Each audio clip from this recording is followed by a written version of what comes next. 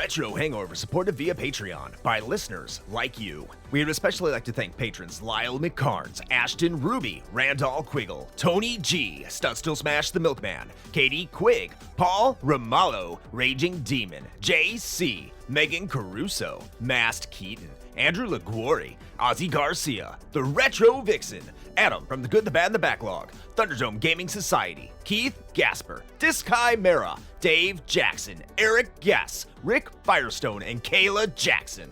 Your continued engagement and generous donations are deeply appreciated.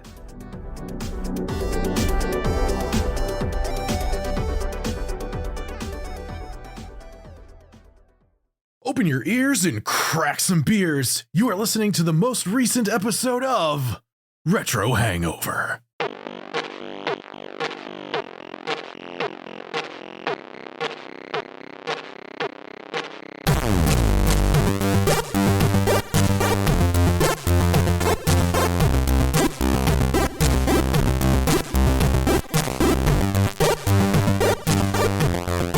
Hello, retro and classic gamers. Welcome to the podcast where we lunge like lunatics licking lunar loony legends locally. This is Retro Hangover. I am your co-host, Chris Copleen, with special guest, Coury from My Life in Gaming, and Here's My Question for You podcast.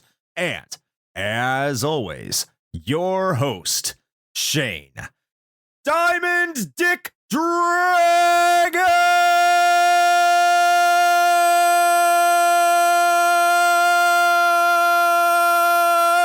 Master Koski. That's right. Always try to lick locally sourced loonies if you can. Support local businesses.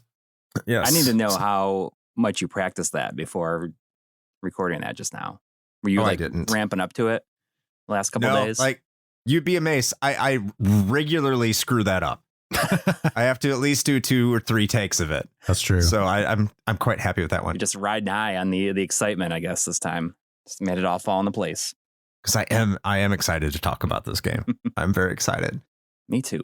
Welcome back to the podcast, Coury. This time we're not talking about wangs, so there is that. Yeah. That's an improvement. Nor are we like pitting 2 games against each other. Ooh, Lunar versus Dragon Wang. There are dragons in both. Well, not really, but sort of.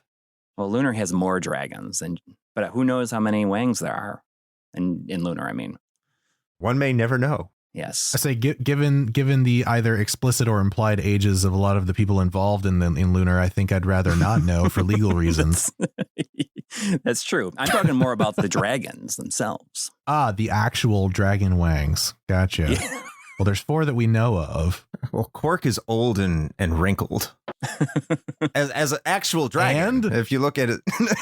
Does that preclude him from having said wang? Like, what happens? Does it fall off? Do they molt? I don't know.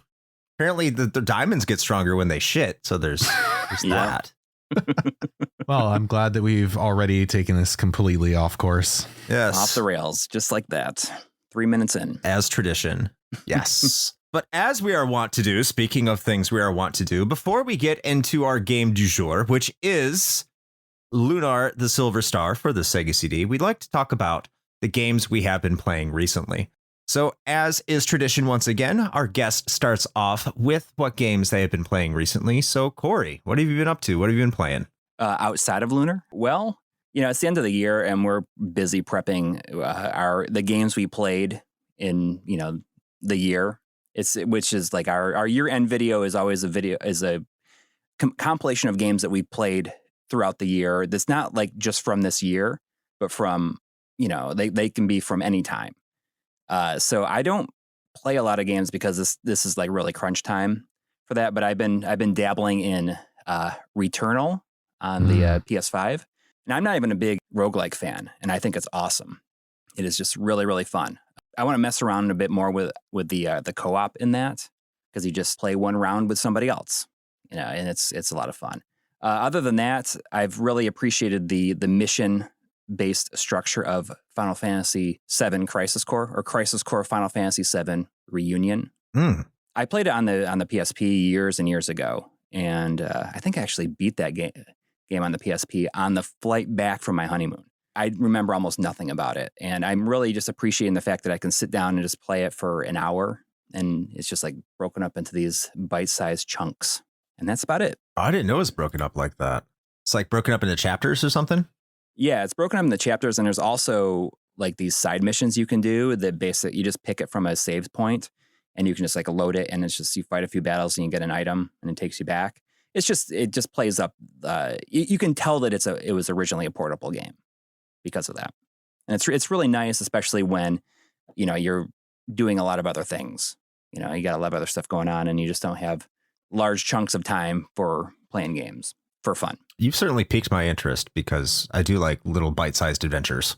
Well, I mean, it's okay. I mean, if you never played on the PSP, I mean, are you a big Final Fantasy VII fan? I have my feelings. Are you, Chris?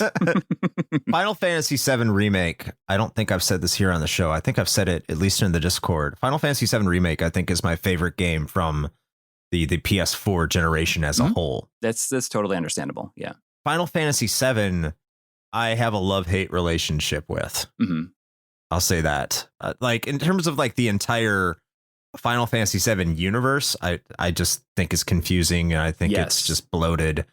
But I'm all up for a good game, and I could probably stomach a little bit of Zack action. Yeah, Zack's a lot more obnoxious than I remember him being. Just a lot of the characters are kind of obnoxious in it. This is like off the rails, especially more at this point, but I was just thinking a lot about how, Final Fantasy VI is my favorite in the series. And that is one of the games in the series that has not had any kind of side stories or sequels or prequels or spinoffs or anything. And I wonder if it perseveres as my favorite because it hasn't had any of that stuff. And I wonder if now with Final Fantasy VII, and I'm just coming to this realization that we know too much about it. Mm. We know about everything. Yeah. And I think one of the reasons Remake was actually pretty good, and this is somebody I didn't like Remake when I first finished it, and I came to appreciate it over time.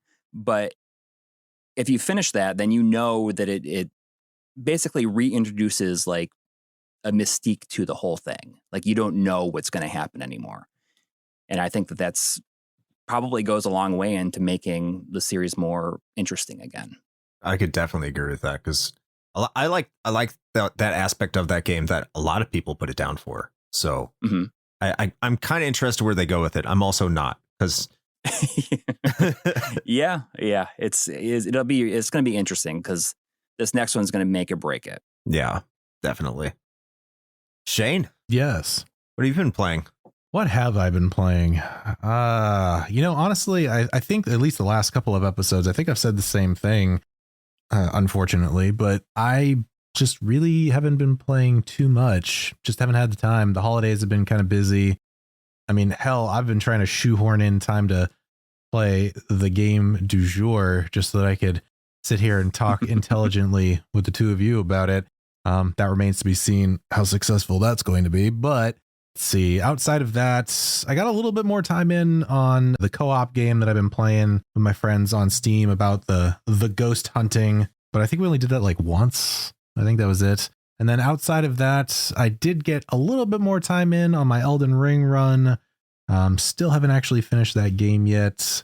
But now that we're over somewhat of a hump with the content for the show, might be able to circle up back around to that and get some more time in on it. Especially now that I've got my character build in a place that I like it at. So I'm feeling pretty good about that.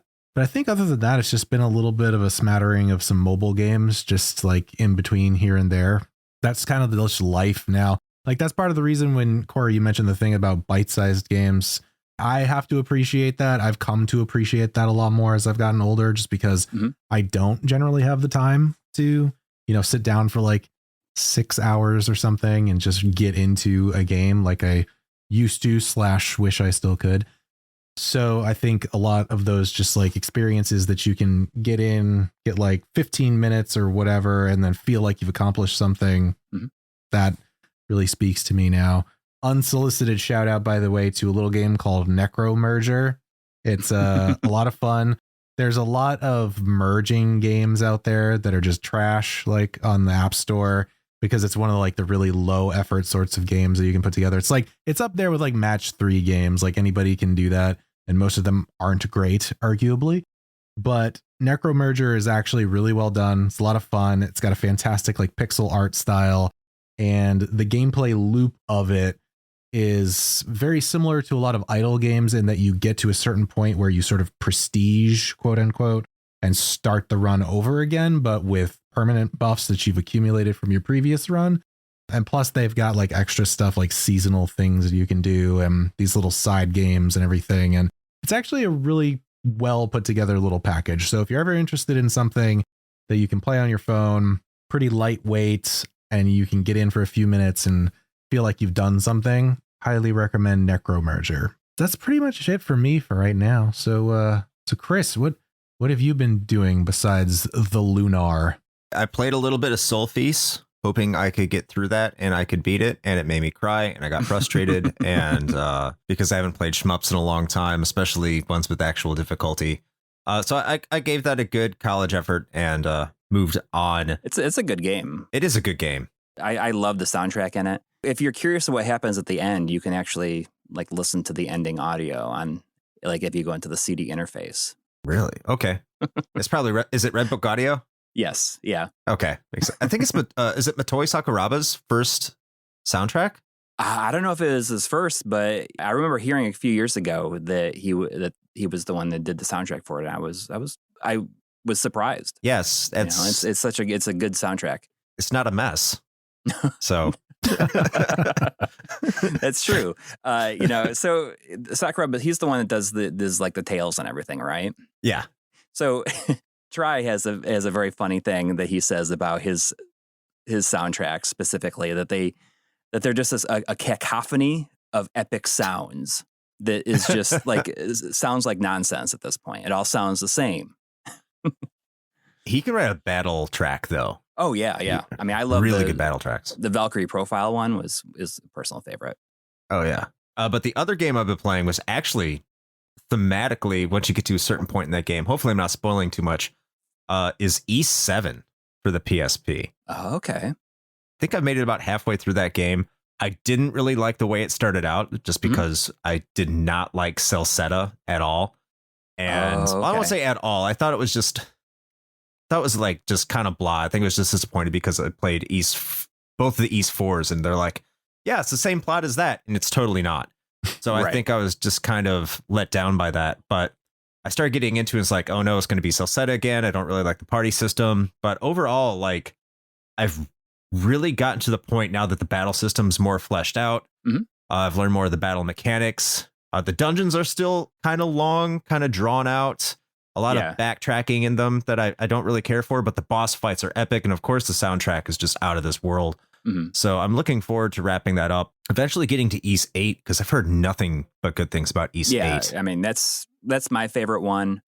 Takes that 3-party system, but like makes it fully 3D, puts you on a ground level, and it works pretty well. Although, I just prefer to play as Adol like all the time if I can. I agree. And I don't like that part either. It's like, no, you have to swap. I don't want to swap. Yeah. I don't like these other characters. They're weird. Especially Dogi. Dogi looks really weird in East 7. Like he has this big square jaw. It's like, ugh. Well, I like that look a lot more for him because when you get to 8, he's like, oh, he's totally husbando material. Yeah, he's like all hot and everything. Yeah. And he's just like walking around like with his like, I don't know, like his hips, his No, it's funny. It's funny Look because at this I'm like guy with his Elvis hips. He just like walks around and it's like this doesn't feel anything like as he should. But you'll when you get to it, you'll know. You'll see. I've seen pictures. He looks like the beautiful Gaston. Yeah. That's a good from Beauty and the Beast. Is that what you're talking about? Yes. Okay. Yeah. He goes from Gaston in 7 to the beautiful Gaston. Well, I'm looking forward to hearing what you say. So you've like made it halfway through. So you've gotten to like, has like the plot changed at all? Yes. Okay. Yes. Certain people died. Mm-hmm. You're trying to figure out who did the killing of the person who died. Nice. All right. That's all I got, Shane. Well, at some point, a certain person got me a copy of East Origin, so I've got to get into that at some point soon. So, Game of the year. I suppose, with that being said, we should probably get into the game du jour, the reason we are here, which is, of course, Lunar, the Silver Star, or Silver Star Story Complete, if you happen to be playing that version, but we'll get into that in a little bit. But Chris, would you like to give the fine people at home a little brief history on Lunar?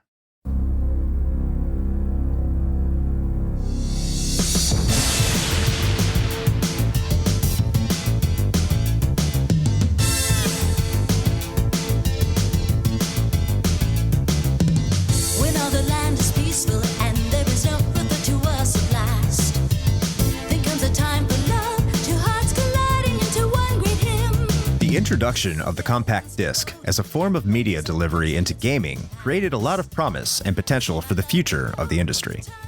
Since its inception, video games had been delivered on cartridges into the early 90s, especially on the home console market where gaming flourished. While this didn't necessarily mean games were simple, due to size constraints, aspects of the audio and visual presentation had been somewhat limited.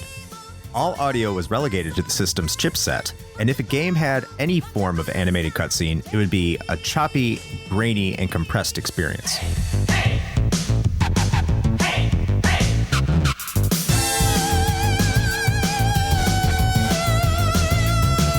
When NEC introduced the PC Engine CD on December 4th, 1988 in Japan, the home gaming console landscape would begin to change. Sega and Nintendo would also have CD add-ons for their 16-bit consoles in the works, seeing the potential of 650 megabytes of storage and the possibilities it could have moving forward. While Nintendo would infamously flame out on those plans, Sega did get their add-on, the Mega CD, or Sega CD, to market in Japan in late 1991, with a North American release about a year later.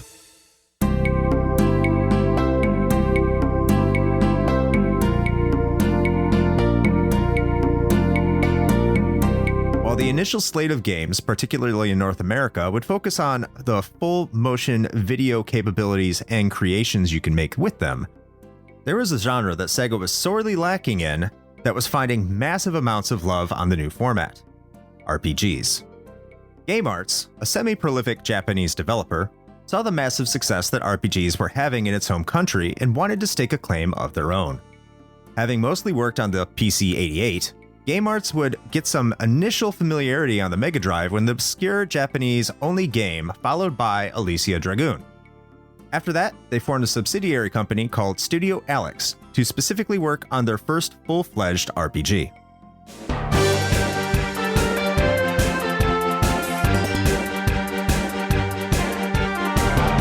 Studio Alex hired Kei Shigema, a Japanese novelist and scenario writer, to pen the story. The goal was to make an RPG that just didn't have a story, but told a story, something that the developers believed was lacking in most games at the time. They believed the CD format would help better accomplish this vision by being able to add video sequences and voiceovers, something you couldn't do on your standard cartridge of the era. The battle system would be turn-based, like most 16-bit RPGs, but it would also have characters move across the screen and include positioning as an additional consideration in strategic planning.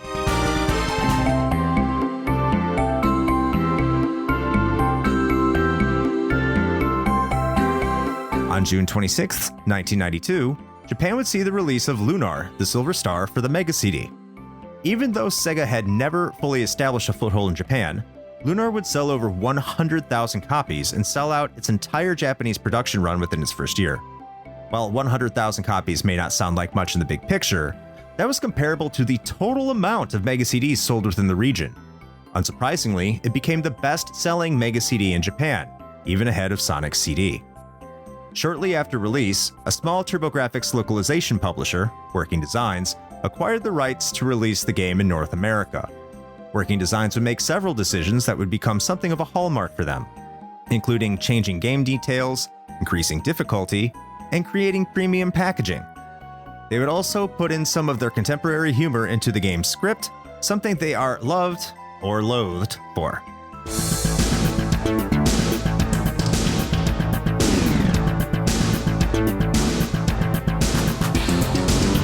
North American release on December 1st, 1993, would be met with critical acclaim, with even one publication, GameFan, calling it the best RPG of that year. While sales numbers are hard to pin down, it was enough to solidify Lunar as the second best-selling Sega CD game ever, once again behind Sonic CD. And it also somewhat established Working Designs as a notable publisher among RPG fans until they gained greater prominence with Lunar's remake, Silver Star Story Complete. Lunar the Silver Star's success would see a direct sequel with Lunar Eternal Blue, as well as an offshoot title on the Game Gear and Nintendo DS, which we don't talk about. The game would also be remade several times for the Sega Saturn and PS1 as Lunar Silver Star Story, the Game Boy Advance as Lunar Legend, and lastly on the PlayStation Portable as Lunar Silver Star Harmony. And that is your brief history of Lunar the Silver Star.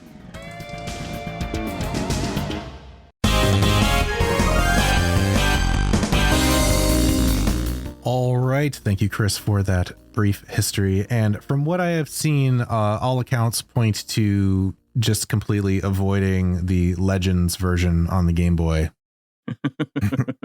It's not great. It has a lot of cut stuff, but I've never actually finished it personally. So I do have it, but I've never finished it. Heard that they pared it down significantly. Yeah. I have tried to avoid it at all costs.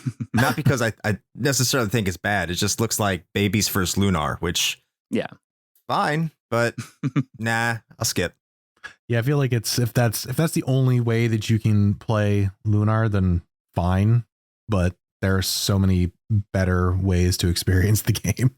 Yeah, absolutely. I mean, even just emulating at this point be a better experience than that. True. So our first section that we get into here is our own personal history of what we have with this game. We'll kick this off with Shane, and we'll let Coury tell his story last among the three of us, because I think the timing with it is quite epic on how we're doing this episode. So, Shane, what's your personal history with this? I'll give you 3 guesses. I don't even need it. You have no personal experience. You're so good, man. I should have only given you 1. Listen, man, like anybody who's listened to the show long enough, you could probably just assume that if it's a JRPG, then there's probably a pretty good chance I have had 0 experience with it whatsoever. I just, not purposefully, not trying to like explicitly swerve JRPGs, but they just never really landed on my radar. And I mean, also it's a Sega CD. Who I ask, who had that? No one. Yeah, well, I know you did, Chris, but like no one I knew had that. No one even knew what it was. So, I mean, and I'm sure we'll get into that at some point in this conversation, but I think that was definitely a huge factor in why, like, seems like practically no one, at least comparatively to a lot of its contemporaries, had any idea what Lunar even is or was. It's just being relegated to a system that, nobody had. Yeah, no, I actually had no context for this whatsoever. And then it was floated across that we were going to be doing an episode about it. And I was like, oh, I need to play this. All right, cool. And here we are. So that's it. That's my story. Cool. So your context is, I guess, the last couple weeks or last week or whatever. Well, I mean, okay, Coury, give me a little bit more credit than that. The last week, he's like, I don't know, you played it last night. That's it.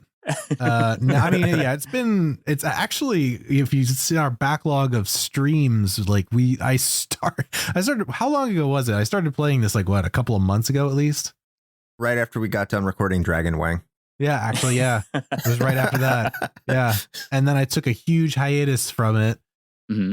And then I've been playing it on and off for the past like month or so. So that's the context that I have to work with. Okay. I mean, so you played further into it more recently than I have, at least, which will help a lot. I will, you know what? I'll take that. Yes. So my personal experience is in 1993, when this game came out, I did not have a Sega CD like everyone, according to Shane. Just like probably Coury at that point. It was like 1995 or so when I was really first starting to get into RPGs. I just, started playing Final Fantasy III on the Super Nintendo. And because Final Fantasy was everything in my life at that point, like I just discovered it and it was just like, oh, RPGs, this is incredible. What I've been doing with my life. And I made a friend in middle school and I went over to his house a lot, like on the weekends, and hung out with him, and he had a Sega CD.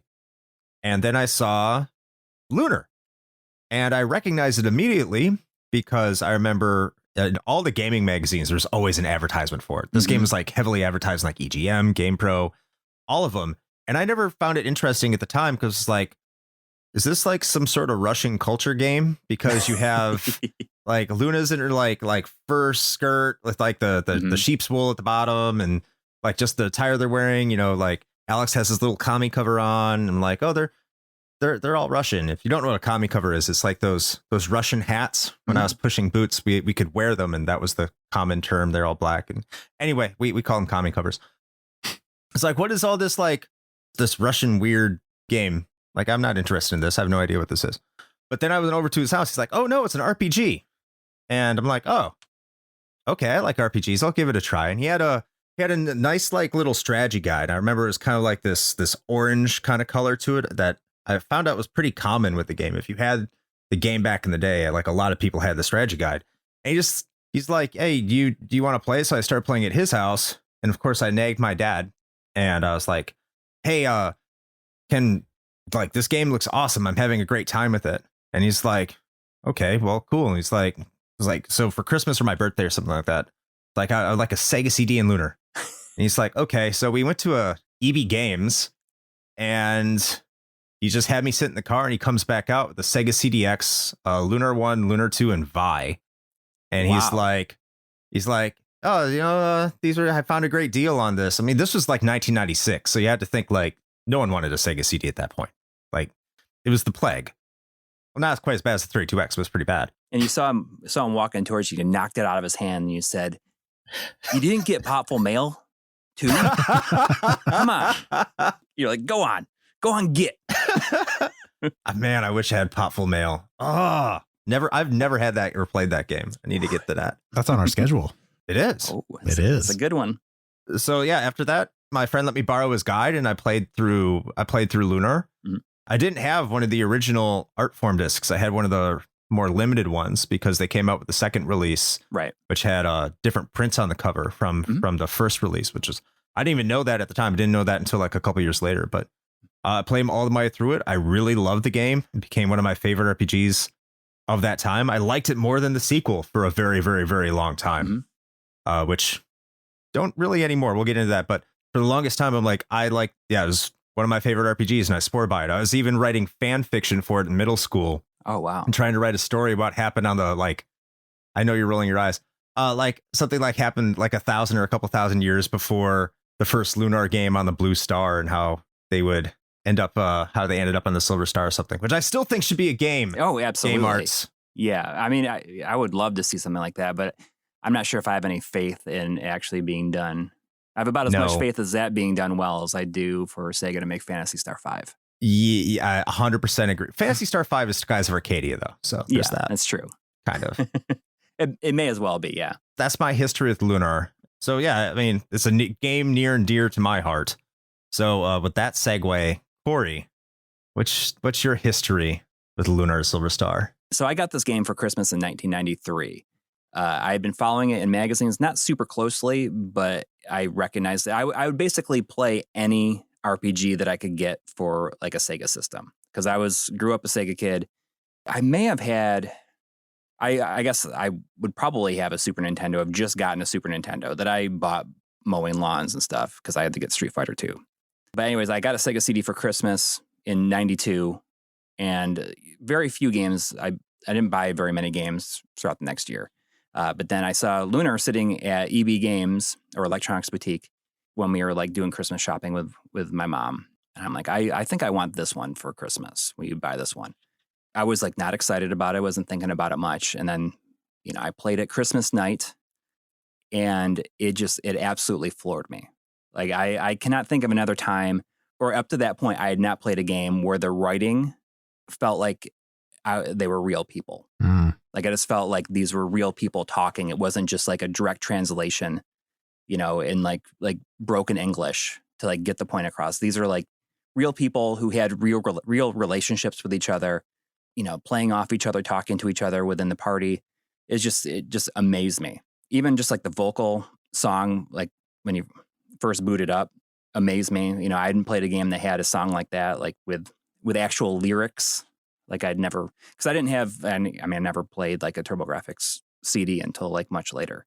But, you know, like I played it every night, and I loved the experience so much that I would only allow myself to play it like after 8 o'clock, because I was so afraid. I didn't want the experience to end. So I did that as a way to draw it out as long as I could. And I mean, there's very few games that I can pinpoint that gave me the same feelings as this does.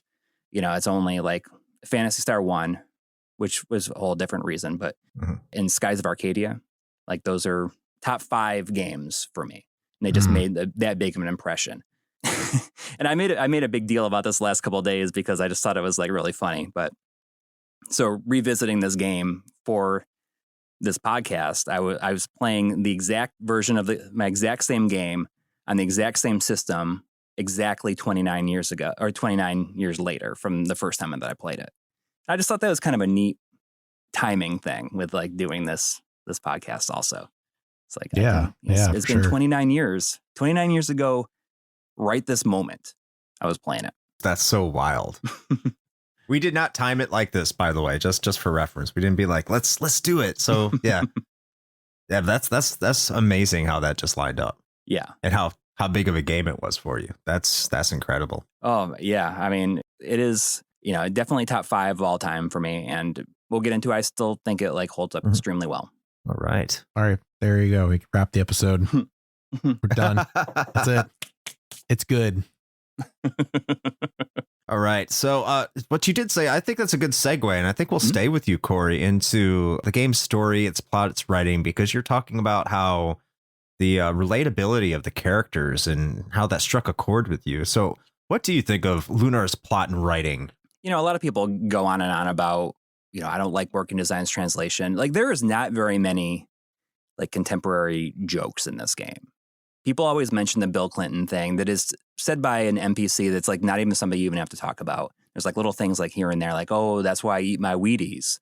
You know, it's just like stuff like that I think, you know, as a 15-year-old at the time, you know, like that just like, helped me relate more to it, I guess. It's like, hey, they're taking this stuff that I know of, that I know about, you know? So it felt, I don't know, just more like accessible, I guess, to me. But this is the first game that I played. It's like a style of RPG that I like to, you know, I always think of it like it starts out like, hey, it's a bunch of kids, let's go on an adventure. And it's just like, it makes me think of like when I'm a kid, like going and getting lost in the woods for the day. And then, you know, but like, what if you went and got lost in the woods one day and you ended up discovering something and it led to saving the world? Where it's just, you know, it feels like a little adventure for kids. And then suddenly it just blows up and becomes, you know, like this world threatening event. There's very few games, like Skies of Arcadia is another one that does that. And Grandia, the first one, does that. Yes. You know, there's very few games that I can think of that really nail that feel. Probably throw Earthbound in there too. Yes. Yeah. That is a very good one as well. I think it does it better than Earthbound. I don't know why. I think it's just because it's more unassuming. Yeah. In the beginning and in the way they talk about it. Because like you start out, I mean, you're Alex, you're at your hero's grave, and all you really want to do at the beginning of the game is just go get a diamond. Yeah. So you can be filthy rich. Exactly. You're not doing it because, I mean, Alex wants to be a hero, much like his hero Dine was. But when you go get the diamond from the cave, it's not because there's any real impetus to do it other than make money. And he's just tagging along with his friend who wants to make money. And you don't leave the town because you want to get outside the town. You leave the town because your town can't sell the diamond. Right. So like the entire first 10th of this game is just trying to get off the island to sell a diamond. It's not to do anything more than that. The thing is that a lot of RPGs don't really develop that as just this kind of innocence that Lunar does in the beginning. And I think that's really critical when you don't notice it while you're playing, but when you step back and look at the whole picture, it really is a great coming of age story that to Earthbound's detriment, which is fantastic, by the way. I don't want to take anything away from Earthbound, but to Earthbound's detriment is just a little too silly to really be, I think, a serious coming of age story. Not saying it isn't, not saying it's a bad one, but it's why I think I like Lunar's a little bit more. Yeah. Like in a way, like Earthbound always feels kind of like it's like an acid trip. Yeah. Yes. That's accurate. Yeah. You know, there's one part where you're walking through the desert. The first time I didn't play this game until I was in my, I guess, my late 20s. And there's one part where you're walking through the desert, like the bus breaks down and you're walking around and there's just like a shack and it just says drugs. And I'm like, that signs that like signifies this entire game. It sums up the entire game right there. Oh yeah. But the plot, like it just like expands and blows up by the end. And spoiler is completely open in this. Is it okay if we? Here it is. Spoiler. If you don't want to hear anything, if you don't want to hear any spoilers about Lunar Silver Star, skip ahead about 10 minutes. There you go. When I first played this, I had no idea what was going to happen. I didn't even think. I love the fact that Alex doesn't even become a Dragon Master until like the very end of the game, and right. And like I had no idea that Galleon was going to be a bad guy. I had no idea that Luna was going to be Althena. It was just like when I played this, you know, and there was something about playing this game at a time where you couldn't access any of this stuff on the internet very easily, I guess. And I didn't have any hint book or anything like that. So all this stuff is just stuff I had no idea was going to happen. And I mean, I almost feel like that's something that it's very difficult to replicate playing it today. That's actually something I made a note of, is that the Galleon twist, when you figure out Galleon's a bad guy. On the initial playthrough, I had no idea either. I think it's one of the best executed twists if you're going into it blind within an earlier RPG. Because by that point, you had seen twists in your RPGs. Final Fantasy IV had already done it. Right. With Kine doing it about 3 or 4 times in that game, or however many times he did it. Yeah. But it's kind of like you don't really, it's more impactful here because this is supposed to be a character that you trust, and this is supposed to be an elder, and this is supposed to be a mentor, someone who's supposed to be guiding you. And I was gonna say he's one of the 4 like legendary heroes. Yeah. Yes. And you don't expect him to turn the way that he does. And that is something that I think that is lost a lot with Silver Star Story Complete. Yes. Is that kind of stuff is telegraphed a lot earlier. And especially with the Silver Star Harmony on the PSP that has like the whole prequel bit that, I mean, it just like spoils all that stuff. It's way too on the nose. Yeah. The remake, Silver Star Story, and everything beyond that, the story is written and the script is in such a way that it assumes that the player has already played the original. Yes. And or you've seen pictures and know, or read something and know that the stuff, like that he is the bad guy. On the cover, Althena is right there and it's Luna. Yes. On the Silver Star Story Complete cover. So yeah, they do give a lot away there, which is unfortunate because that wasn't telegraphed like at all in the original Silver Star Story. Shame. As someone coming in fresh to the game even now, I can definitely confirm what both of you are saying, is that I had no idea that was coming either. And I think it was interesting because it was far more impactful because not only is it someone that you would least expect, but also it was just so abrupt. And I think that in conjunction with, the implementation of the cutscenes in this game, that was not necessarily something that was super common at the time. Having that cutscene, I think, just sort of ratcheted that up as well, because this was one of the first, semi-major characters that you had met, even in your little like diamond heist, right? You meet Quark and you're like, holy shit, it's a dragon. That's amazing. And he seems pretty cool, and he thinks I should be a Dragon Master. And you go out and you start doing your thing, and then you meet Galleon, and you're like, oh my God, he's like a hero, and he's like the closest thing I'm probably going to get to dying. So that's pretty neat. And then like you're all about this, and you're just like, yeah, let's go talk to Quark. Like we're all like old buddies. And then you roll in there, and Galleon's just like, fuck you. And you're just like, what? And then of course, like the cutscene after that with Quark just like all bloodied and just like coughing and being like, you have to go do this now. Like shit gets real in like 2 seconds. Yeah. You know, so I did really appreciate the execution of that. I don't think it's quite at the level of Final Fantasies when in terms of storytelling. I think you look at like, this is Game Art's first RPG though. Mhm. Yuji Horii is a storyteller. Mhm. Hironobu Sakaguchi is a storyteller. So by this point, Dragon Quest V, Final Fantasy V, they're out. They're incredible stories. They might not be as good as like Final Fantasy VI's, but they're still really, really good stories. And I'd say that they're better than Lunar's. But you're looking at like a virgin effort in terms of what they're putting out there on the market. And I would say it was still like better than 90% of every other RPG's story in terms of how it told it. Yes. Maybe not when you dig into the lore, but in terms of like the relatability you say in the script. Yes, there's some contemporary working design isms. It's not as bad as like you get with Eternal Blue and Silver Star Story Right. Complete. They were having fun with it. It wasn't like, oh, people like this or we need to do this. It doesn't feel forced in a way. It felt natural. Yeah. I mean, like, kind of. yeah. Well, I mean, kind they're just like throwing it in there. It's like, oh, you know, here's some person who's not even, you know, that you don't even have to talk to. You might not even talk to him at all. And like, we'll just have him say something. That is a good point, actually. Now that I think about it, I think every like weird anachronism was probably just a one-off NPC somewhere. Like I remember making that note in the Discord with Chris when I was playing through it, and I was like, there is a man talking to me about Barney VHS tapes in this game. What is going on? But I mean, when you have to write all this stuff, you know, and you get townspeople that essentially saying the same thing over and over again, you know, they just decided to have some fun with it and put some like other like things that like their audience would know. Right. Yeah. For the record, I'm not against it. I actually really appreciated it. I think the putting their own like personality on the dialogue translation, I appreciated it for sure.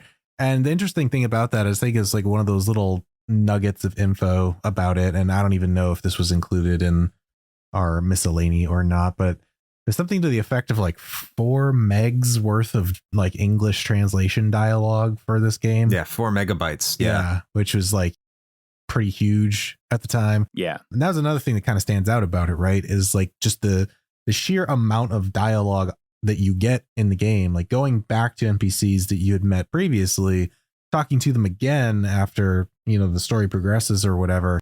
Now, of course, we're kind of accustomed to that, but the level of differentiation in the dialogue options that you're presented with and what you see as the game progresses was something that I won't necessarily say is unprecedented, but pretty impressive for the time, like having that much variation in NPC dialogue, particularly for a lot of NPCs that you probably don't even ever actually have to talk to, and B, just like the sheer number of NPC characters that are just kind of wandering around most of the towns in the game. Absolutely. What Coury was saying is like so much love and care was given to characters that most people don't even talk to. Yeah. I know when I play JRPGs, when I get into a town, do I talk to every character? No, I'm going to where I need to go, especially if I played the game before. Right. So they didn't have to put that much effort into it, and they did. And hats off to them.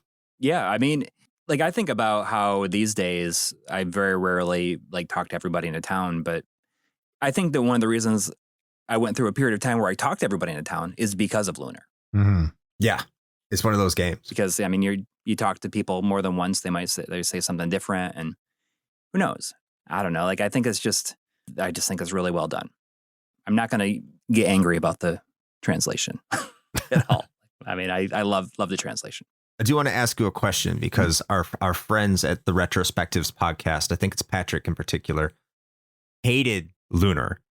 I think he played the Silver Star Story Complete version. He has this big review on it on their site about why he hated it. I think one of the things is the Vile Tribe in Silver Star Story and how it doesn't completely make sense in his opinion. I get where he's coming from, but one of the things I do like about the Silver Star, the Sega CD version, is you only have Zenobia. Yeah. And it's like she's just bad. And they don't really get into like this big Vile Tribe drama. Which one do you prefer in that aspect? Oh, I mean, I will take the Sega CD version all day long. And I found that is the common sentiment that I've seen from people is like whatever one you play first is the one you're going to like more than the other. So, I mean, I will take the Sega CD one just because I think when it's all said and done, it's like a 20, 21 hour RPG, like beginning to end. Yeah, if you roughly. like really, even if you know what you're doing, or if you don't know what you're doing, it's like you can get through like within 20 hours. And like 20 hours, I feel is a pretty good sweet spot for RPG length, especially as I'm getting older. I'm like, oh, well, this is kind of nice. A 20-hour game that is basically all killer, no filler. I lump like Chrono Trigger is a good example of like all killer, no filler. There's like Great game. And you can do everything that there is to do in that game in like 23, 24 hours.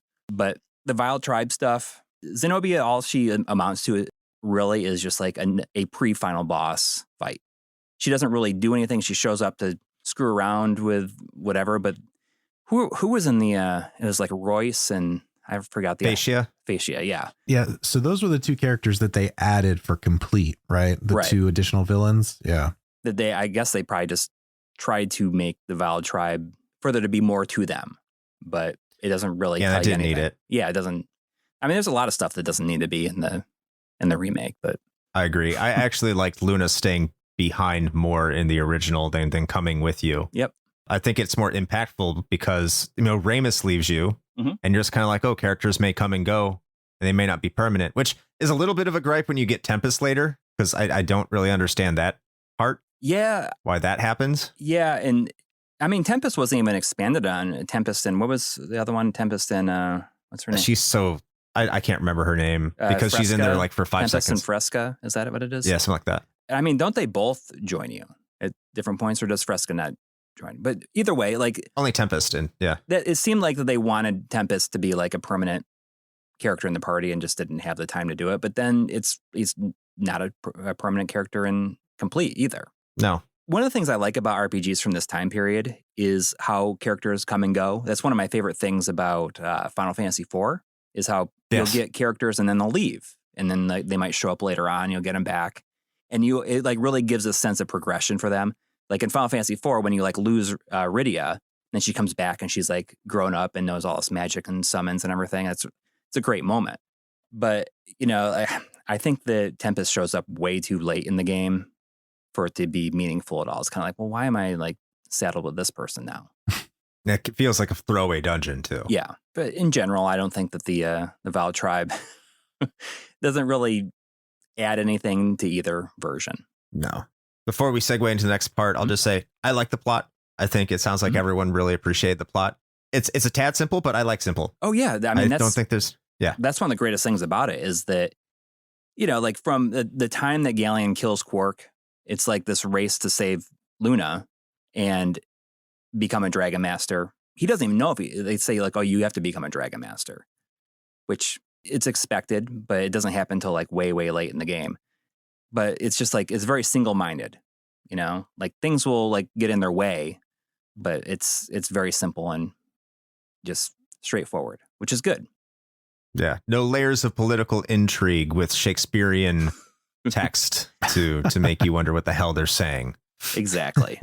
No, I think it was like the same thing that we said about Dragon Quest, right? It's just that like it gets to the point. It's fairly straightforward, but that's okay. Like it doesn't always need to be some grandiose, convoluted fantasy plot that you need to try to keep track of over the course of X number of hours. And I think, Chris, you made a good point, really, is that I don't necessarily think that the story itself is anything super groundbreaking.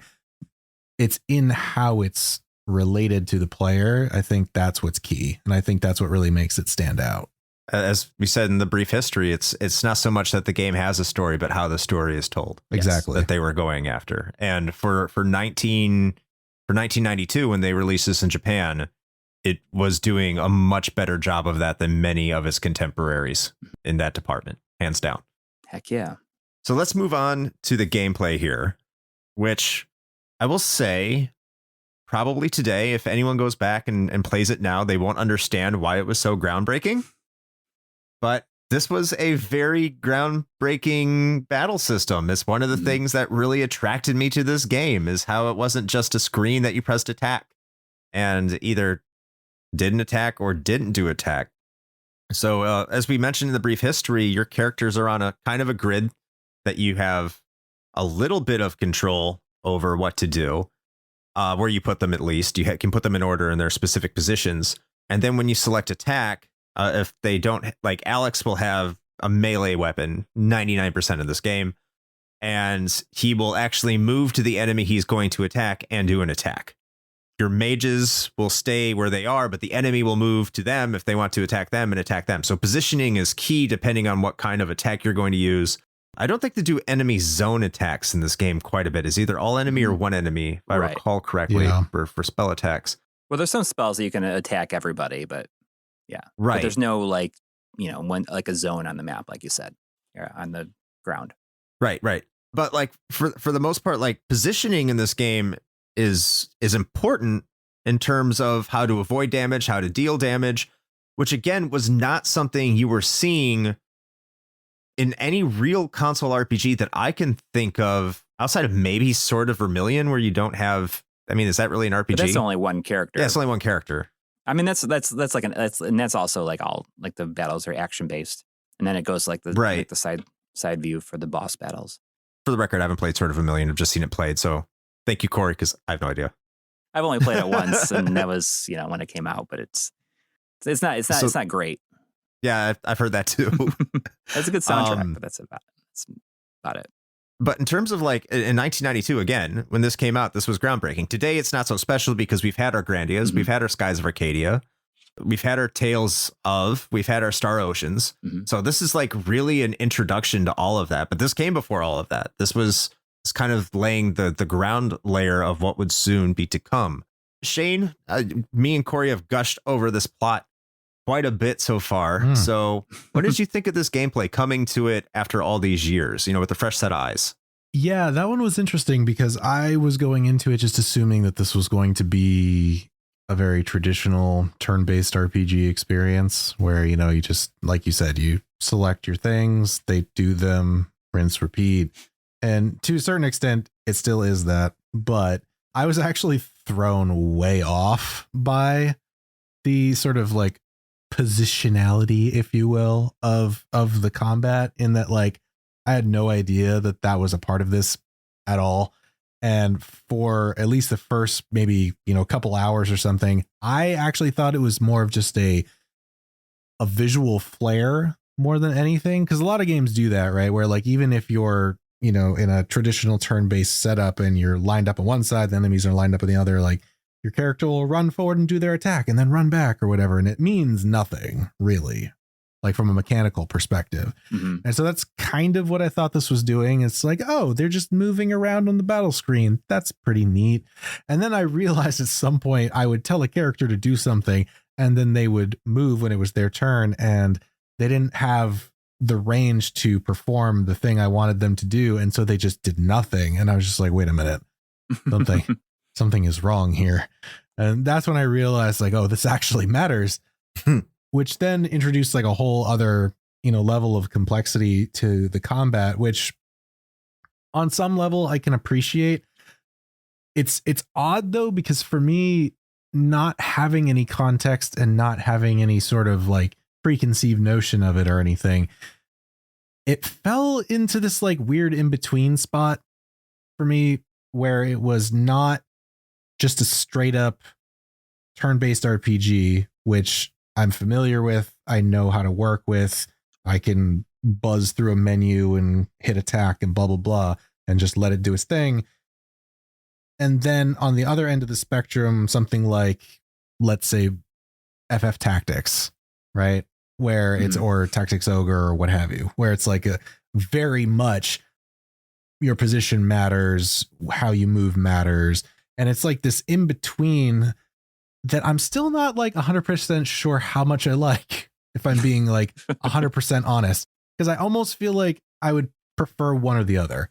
Like I would prefer either to just have I know what I'm doing, this is just a turn-based combat thing, or like I have this overworld map and I have very clear grids and I understand where I'm moving and have that finer granularity of control over it. I guess I think maybe that's my issue, is that like it seems like there's this weird like sort of not necessarily randomness, because I don't think it's random, but obfuscation maybe of the mechanic where I'm just like, well, I'm pretty sure that this character is going to do the thing I want him to do, but maybe not. I don't know. It also depends on how the enemies move during their turn. So who knows what's going to happen?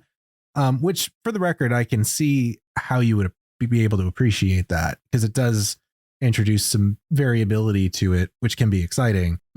But I don't know. I guess for me, like, I think I would have rather had a little bit more control over how they moved. And that's going to dovetail into something else I'm going to talk about a little bit later with the gameplay, as far as just like obfuscation of information and mechanics. Because there are a number of things where I was just like, what the fuck is a litany? What am I supposed to do with this? But anyway, that's my ramble for the moment. It's like the DM gives you an ability and doesn't tell you what it does. Yeah. Well, but that's a big problem with a lot of RPGs at the time. Yeah. Oh, yeah. It's not Lunar specific at all. Yeah. It's just it suffers from that same issue. And like, I went and looked up a PDF of like the original instruction manual, because I usually like to try to do that to get better, context for a lot of things. And even the original instruction manual does not give you all the information. Like, it lists out a pretty good chunk of the different spells and like what they do, but it's not exhaustive.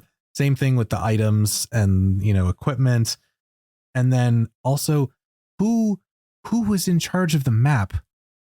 Who is in charge of that map? Like, that map that's included in the game.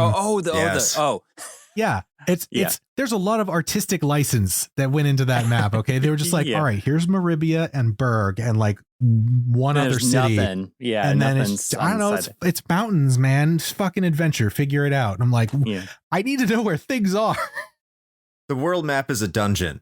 Yeah. Great. I don't think there's a better way, because it's like, you have to memorize where you're going. You have to memorize landmarks and be like, okay, I'm over here. And then if I go here and then I can't go here because of this, it's the world map's a dungeon. I mean, if you want to talk about that, we could talk about the overworld, where there's like a complete lack of landmarks.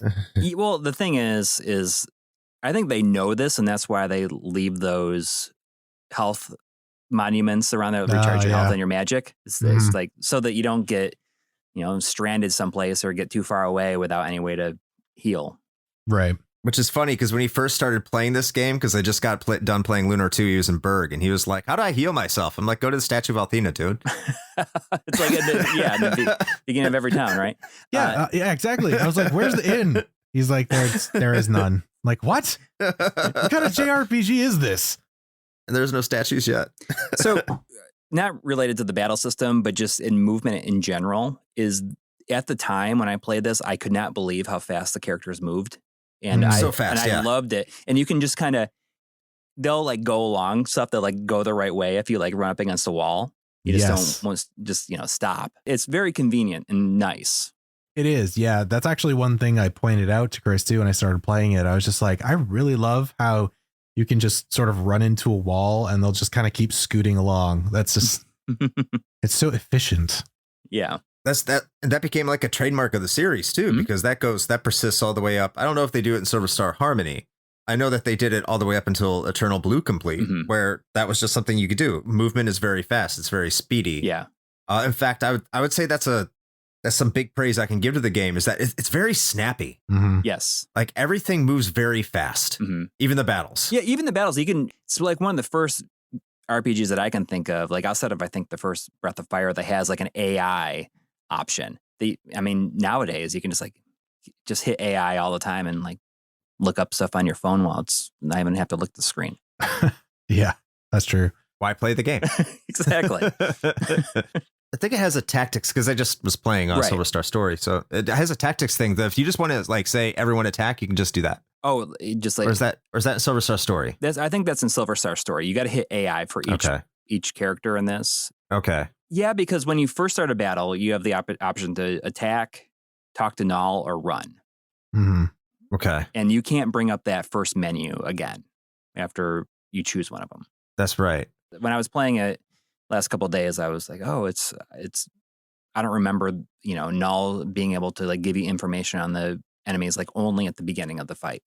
But then again, I almost never used them anyways. Now, one of the things that did make it snappy, talking about Silver Star Story. Mhm. I know I'm talking a lot about Silver Star Story here. I'm sorry, everybody. That's all right. It's fine. Silver Star Story came out in that era where animations, like how detailed your spell animations and how cool things could look, was in vogue. Like it was, you got to make things look as cool as possible because that's what we're doing. Mhm. And it really harms the game, and it makes the gameplay of the original Silver Star feel that much more fluid and that much more enjoyable. Yeah. Just thinking about like when you cast a spell, you're not going to get a giant spell animation. It's going to be like 2 seconds and then you're on with your life. And like the noticeable difference in how much faster those battles move. And you said like traversing the world map. Yeah, it's a pain in the ass, but you're not moving across the world map very slowly. Right. You're not moving across towns very slowly. True. Everything is just moving at a quick pace. And I think that goes back to a lot of just Game Art's experience with the type of games they're making Mhm. before Lunar, which were a lot of, shooting games like Thexter. Right. Like Yeah. that's not a game that's supposed to be played slowly. So they're probably going into it with that mentality. And that's great. I mean, that's something that so many RPGs from the era could really use. Oh, definitely. Just being able to just crank through it. And, I think that that's something to be said also about, it's a 20-hour game. And Silver Star Story Complete is, I don't remember how much longer it was, but it was like at least 10 hours longer. When you're in the dungeons in that one, don't you walk a lot slower and you have like a run button, or is that only in? No, there's no run button. You move pretty quick in Silver Star Story. Okay. So, but maybe it's Lunar 2 Complete that has like a run button. Like you can only Maybe. dash for like a specific amount of time because there's no enemies in the overworld of the Complete games. Right. But it's just nice to be able to, like they're not wasting your time. It's like, let's, keep it moving. And, you just have no time to really stop and think, why is this taking so long? And they didn't feel like they needed to stretch out the experience. I mean, I think that goes a long way for how memorable it is now. I do have some cons, and maybe either of you can counterpoint me on this. Okay. A couple things. Difficulty curve in this game is all over the place. It starts off relatively balanced, Mhm. then gets like amazingly, almost mind-numbingly easy, and then gets pretty balanced towards the end again once you get to the grindery, like Mhm. right up to the final dungeons. So in that thing, I think like the difficulty, like there was times I was like, I'm just Alex, and Alex is just so OP Mhm. that all of the spells that you have for like Nash and Mia are almost irrelevant. Right. And it doesn't even really matter because all of your mages really don't have an MP pool that's even comparable to Alex's. Mhm. So you're almost convinced to not even use your magic spells. Just like, why do I have this? Yeah, it's pain. It's weird. You don't really need to. No, you don't. I mean, I think there's a point where it becomes like very magic heavy. Like after you lose, when you get to Maribia and you lose Ramus, and then isn't it just Yeah. like Alex and Nash? And it like kind of, then, you have to go through the Cave of Trials, and it's just, Alex by himself. Well, I think in that one you have to use magic, right? Like that's the whole Yeah. deal. yeah. Yeah. The trial cave. Yeah. And that is maybe like one of the hardest parts of the game is Yes. beating that boss. But it's funny because I think about this game and pretty much like every RPG that I played up to that point, I never like did any grinding or whatever, like beyond what I needed to do. And I would like run from a lot of battles. And this was the game that taught me like, if you fight every single battle that you run into, then you're going to never have a problem. And ever since I played this, I will basically never run from battles, RPGs at least. That's a good point. If you encounter all the battles, you will get enough experience Mhm. that you can get through it pretty easily. Yeah, it's in stark contrast, I think, to the to Complete, because I'm pretty sure in Complete the enemies level up with you. They might. I know I got to the dragon boss, Mhm. like in Maribia, and Complete that thing sucked.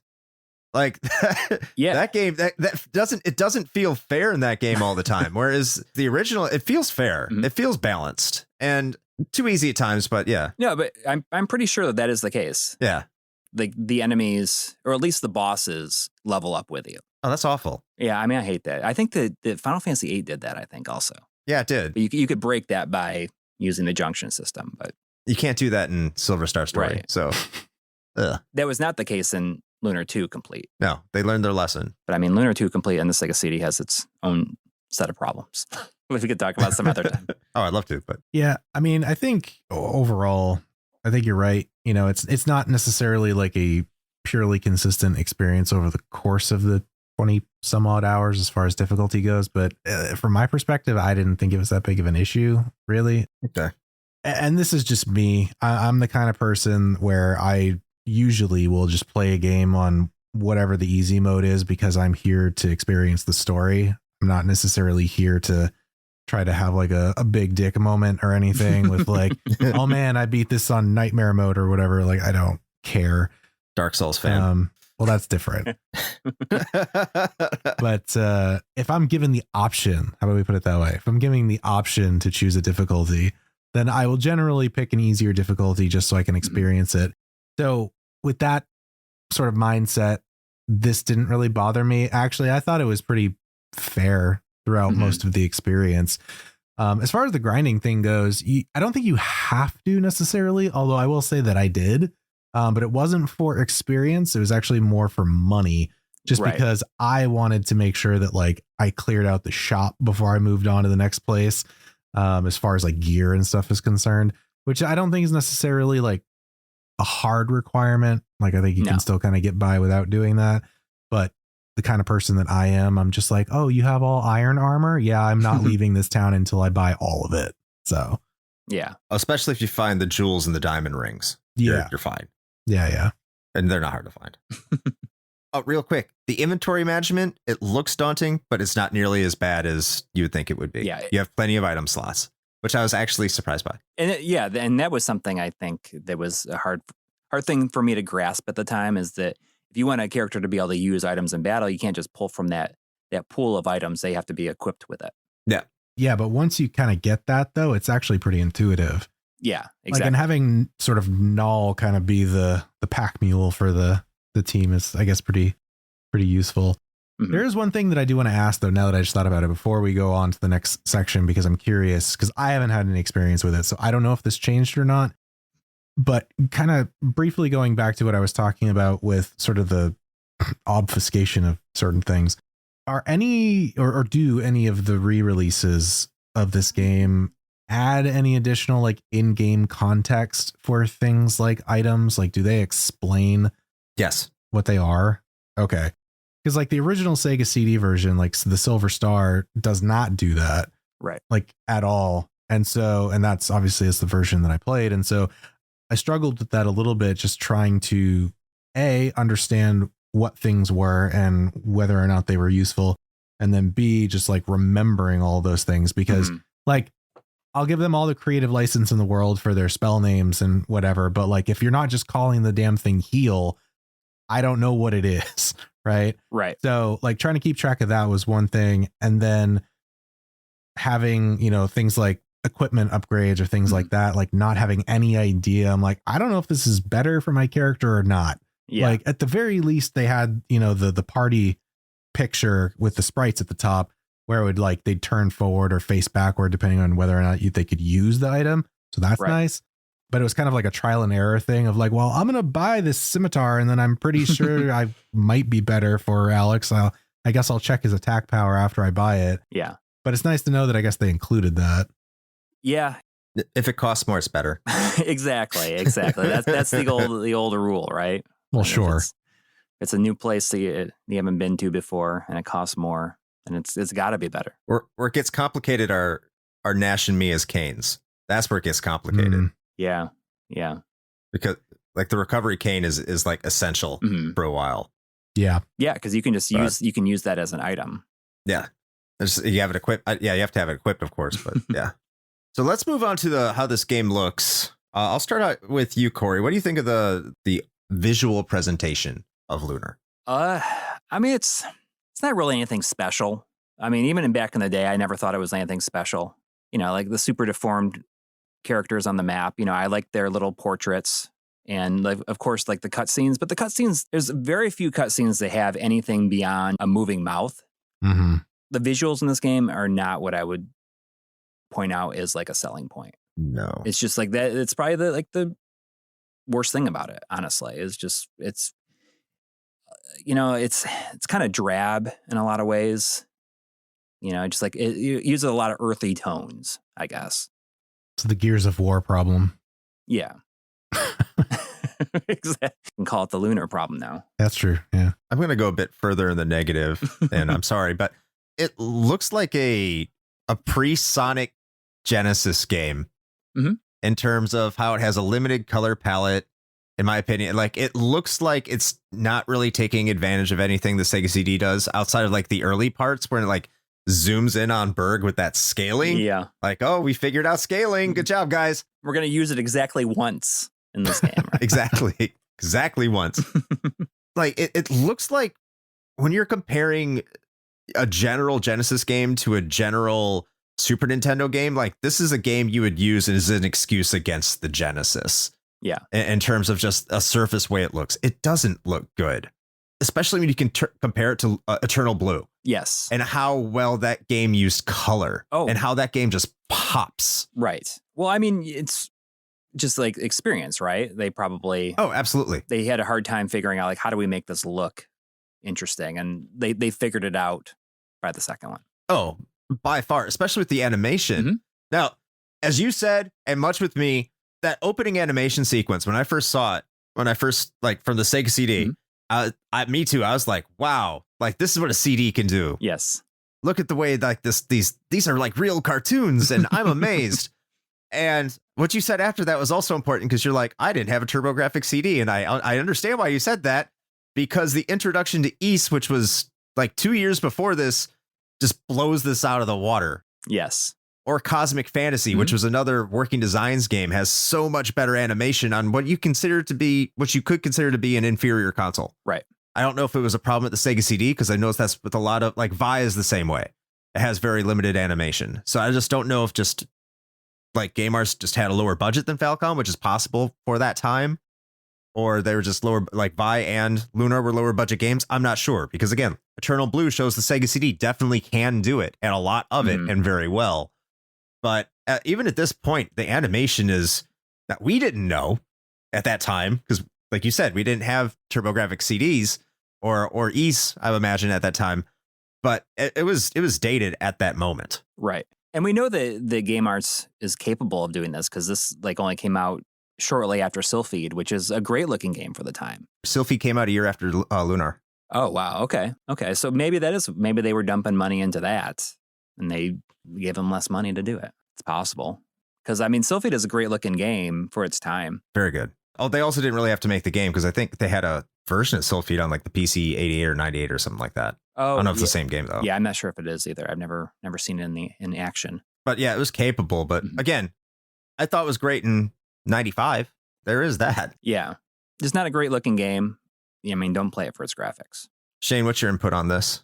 Yeah, I'm probably just going to echo a lot of the same sentiments. I mean, even as someone coming in without any knowledge of this beforehand, I think that was probably one of the first things I thought about. Like once I got past the intro cinematics and the voice work and stuff, seeing the actual gameplay, I was just like, so why is this on a CD? Like what are we doing here? Like, I'm pretty sure you could have fit this on a cartridge. So what gives graphically until you hear it?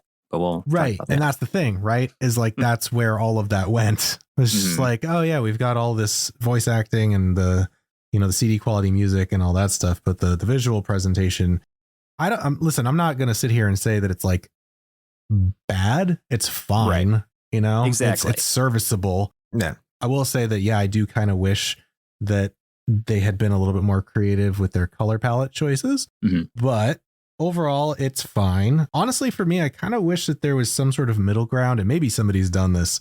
There's got to be some very dedicated fan out there or something I'm not aware of. But if I could take like the graphical upgrades of like Complete or like one of the later remakes and just like slap that on Silver Star as far as like the mechanics and everything from the original go, that would be like the perfect version of this game. That'd be pretty cool. I would play that. Yeah. I wonder how tough that would be to do. Probably really tough. Yeah, I have no idea. I'm not doing it. But yeah, no, overall, like I think it was fine. I mean, I know comparatively, like you said, Chris, that even at the time there were better, cinematic offerings even out there as far as games are concerned. But I was actually still, even today in 2022, I was actually still like unironically kind of impressed with the cutscenes and stuff in this game. Like, I think it does add a lot to the experience. I will say it looks better than Phantasy Star 2 and 3. Yeah, well, we don't talk about that. So Why not? Phantasy Star is a fucking fantastic game, and I don't want to talk about the second one. So Neither do I. Have you guys done an episode on Phantasy Star, like any of the other Phantasy Star games outside of the first one? Phantasy Star 1. just the first one. Yeah. I think I've put on this podcast that Phantasy Star 2 is one of my most hated games. I do believe you have mentioned that. Yes. I mean, I don't hate it, but you know, it's my least favorite of the series. I can definitely see why. I mean, I even like 3. I like 3 more, but that's an unpopular opinion. But yeah, it's a fine looking game. It doesn't look good or it doesn't look bad. It's just kind of, it is what it is, I guess. What is better than fine is this game's audio presentation. Man, you're telling me. I like butt rock. Yes, you do. I do like my butt I rock. feel like that's like at least 50% of the reason you like Sonic so much. No, but it is a big reason I got into Lunar so much. Oh, okay. Because this game opens up with a phenomenal butt rock song.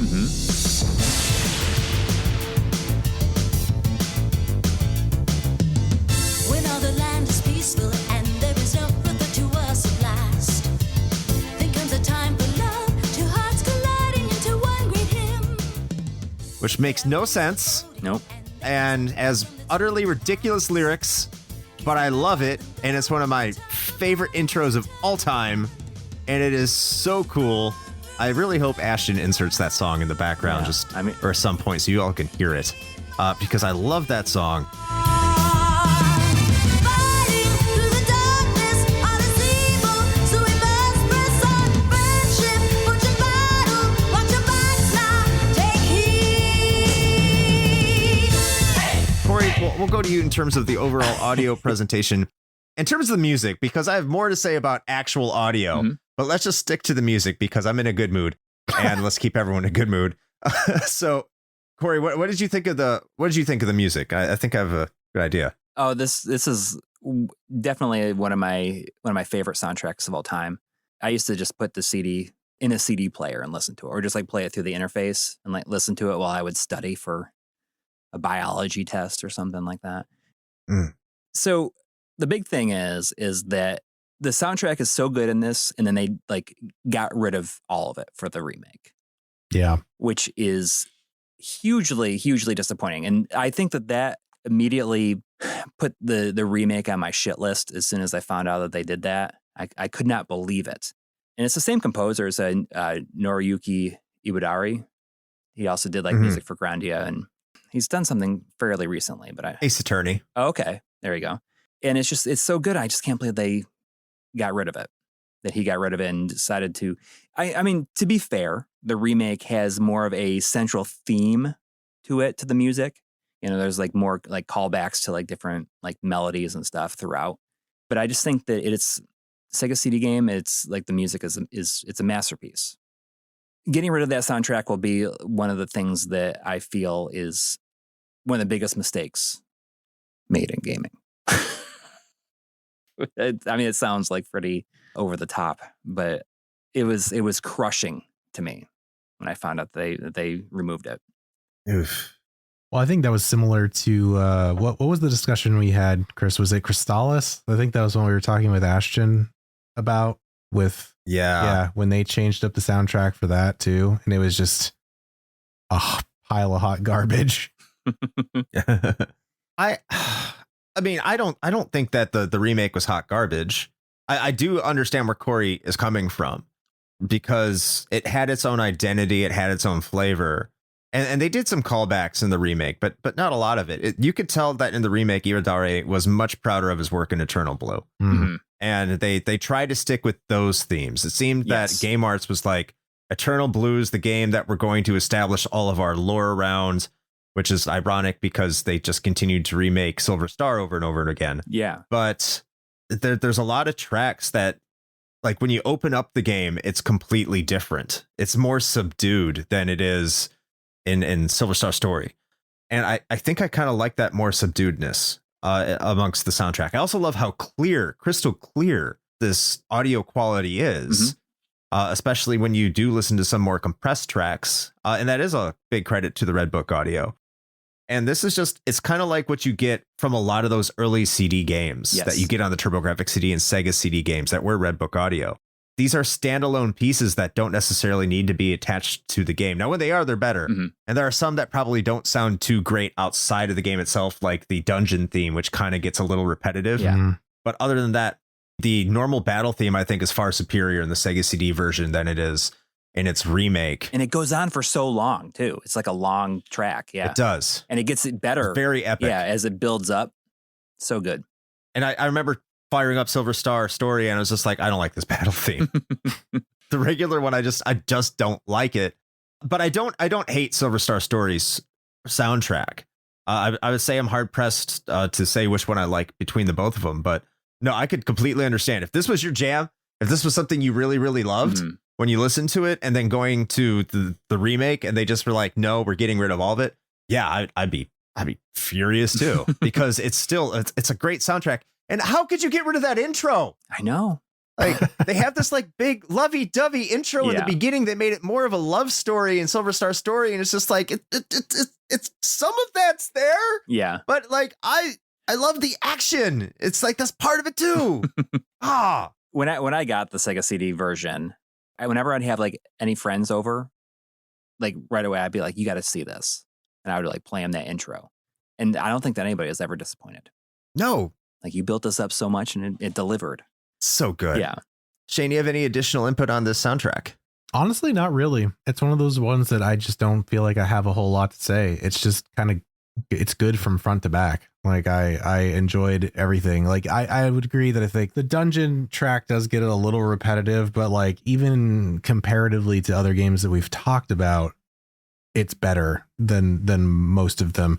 And the fact that we don't have like an aggressively short loop on a lot of those is a very nice touch, because some of those get super grating very quickly. But yeah, not much more to add than that. It was a pleasure to listen to. For these, like, you know, the dungeon theme has a big build up.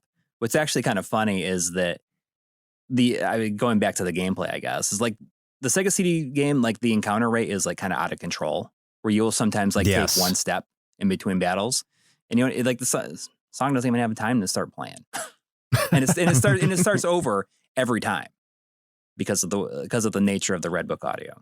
True. I love hearing the CD spin back up again at the end of the track. It's like, are you kidding me? Again? Is this what we're doing today? I'm going to throw a little bit of a sandwich in here. I'm going to talk about the sound effects because I have another good thing to say. Okay. But the sound effects I thought were terrible. Yeah. Like when you kill an enemy and it makes that Sega farting sound. It's very loud. It's a big fart. It sounds like a wet fart. And I can tell it's a glitch. It's completely not intentional because it's all about like has something to do with like a following action of another player, depending on what they do. That's something determines that, but it sounds horrible. Well, I like it when you kill a bunch of enemies at one time with like a magic spell. It's like, wow. Yeah. It goes through all of them. It's great. But I agree, especially when you get hit in battle.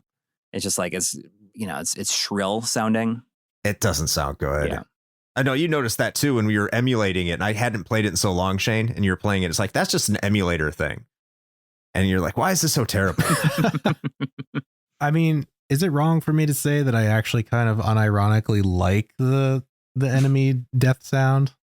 Like, I actually like the little wall sound. I will take that enemy sound over the Phantasy Star 2 enemy dying sound.